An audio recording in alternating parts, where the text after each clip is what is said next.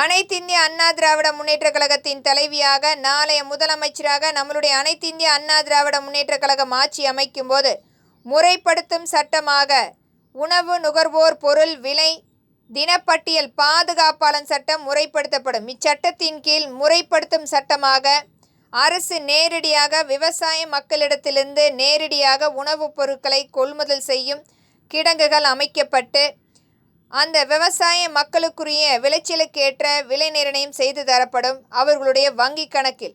அது மட்டுமில்லை, நுகர்வோர் அங்காடிகளுக்கான விலைப்பட்டியல் முறைப்படுத்தும் சட்டமாக தினப்பட்டியல் இணையதளத்தின் மூலம் அங்கீகாரம் அளிக்கப்படும்.